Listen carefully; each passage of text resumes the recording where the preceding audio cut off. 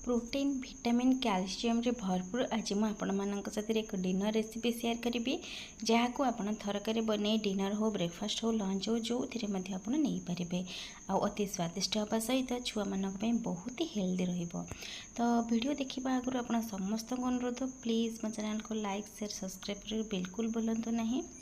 नमस्कार दर्शक बंधु मु गायत्री आपण समस्त को त्रिशेष किचन चैनल को पुणी थे बहुत बहुत स्वागत करुँचे। तेज चैनल स्टार्ट करवा रेसिपी तो ये जो आम डिनर रेसिपी बनइबा से आमको ये सजना शाग दरकार। तो ये शाग मु 2 ରୁ 3 मुठा नहीं धोईक भल भाव में काटी नहीं। एवं आम गोटे अटा मिक्सिंग बाउल को से कटा शाग को पकई नवा। तापर ये मु बड़ चामच रे 3 ରୁ 4 चामच बेसन दे दूँगी आ गोटे डंकी पकई नौ 3 ରୁ 4 चामच डंकी अटा माने पाखापाखि 250 ग्राम अटा ये मुझे आड करुँची। यही अटारे सजना शाग दी जिते आप रुटी बनइबे विश्वास करूँ बहुत ही हेल्दी हवा सहित टेस्टी लगे। ता सहित कटा धनिया पत्र आउे मु चीनी 2 चामच पकाऊँगी। आप चाहिए मसलार आप बनई पारे स्पाइसेस परोठा किंतु मु नॉर्मल परोठा बनाऊँगी। ता सहित स्वाद अनुसार लुण पकेबा आ खास्ता हाँपाई ये रिफाइन तेल 2 चामच पकई नौची।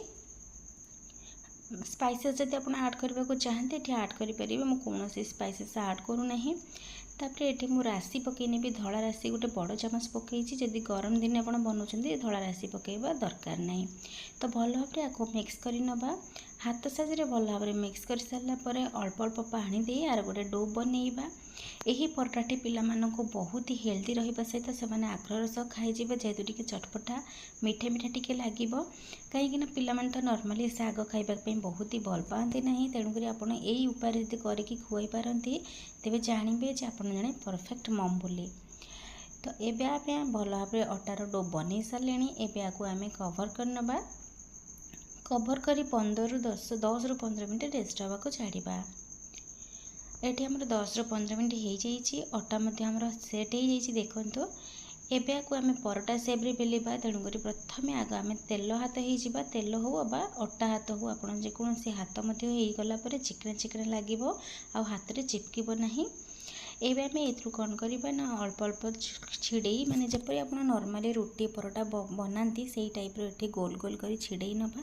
ये मुझे सबूतक भल भाव में छिड़े नेबी। तो देखो ये सबूतक छिड़े नहीं गोल कर सारी एवं आपको आम गोटे परोटा सेप्र देवा। मुझे गोल राउंड सेप्र बेलुची जब आप चाहते ट्रायंगल सेप्रे बेली पारे। राउंड सेप्रे नॉर्मली मुझे परोटा टाइप बेलुची। तो भल भाव में हल्का हाथ में राउंड राउंड कर परोटा को बेलिबे नॉर्मली घर जपरी आप बनाती से भाव में ये बनइबे। तो जिते बड़े आप सजना शागर परोटा बन खाइबे प्रोटीन फाइबर विटामिन कैल्शियम तो मिल ही मिल अति स्वादिष्ट लगे।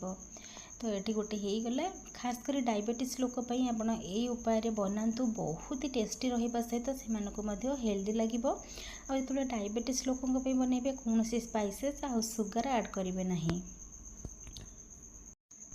तो गोटे गोटे कर मुझे सबूतक परोटा को बेली नौची। बेली सारापर आपण सबूतक मुझे देखा। तो ये मुझे 2टी बेल नेली ये भाव में सबूतक मुझे बेल नहीं। देखो पाखापाखि ये 12 ରୁ 13टी परोटा होबे गोटे तावा को गरम करना हाई फ्लेम रे से तावारे आम सेकिबा ये परोटा को। तो प्रथम हाई फ्लेम रे गरम कर सारापर परोटा को पकई भल भाव में एपट सेपट कर उलटे सेकी नवा। राशि जदि आपण मैंने यूज करने चाहती ना तेज आपंकर ऑप्शन अच्छी किंतु राशि यूज कले बहुत ही टेस्टी लगी थाए आ चमचम देखा जाए ये परोटाटी। आदि खरा दिन आप परोटा बनइबार चिंता करूँ तेज राशि आदौ आड करेंगे ना जेहेतु मु विंटर रे बनाऊे तेणुक राशि मुझे आड करी। ता सहित हल्का टिके तेल दे आम या सेकी नवा। तेल बदल में आप बटर घी जहाँ लगे सेकी पारे। तो देखो गोटे परोटा आमर ये रेडी हो गला। ये भाव में सबूतक परोटा को मुझे सेकी नेबी और सबूतक परोटा सेकी सारापर मुझे सब प्रोसेस देखी। देखो परोटा केते सुंदर देखा ना कहीं कहींपारे नहीं ये सजना शागर होली आग्रह सह खाईजे। तो ये आमर गोटे परोटा रेडी हो गला। ये भाव में आम सबूतक परोटा को सेकी नवा। तो ये सबूतक परोटा को मुझे सेकी नहीं गोटे गोटे कर आपको सर्व कर देखा। देखो परोटा सेकी सारापर तार लुक देखो केते सुंदर देखा।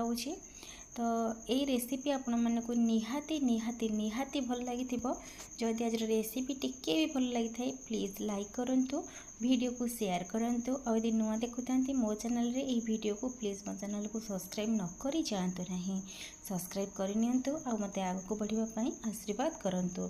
तो रहुची आज डिनर रेसिपी आपण मानक किपरि लागला निश्चय कमेंट रे मते जणैबे।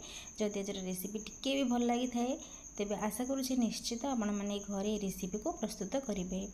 तेबे देखिपार्छन्ति मुझे सजना सागर परोटा सहित फूलकोबी ग्रीन मटर आलूर कषा करछि खाइबा। तो रहुची वीडियो देखि आप समस्त को धन्यवाद।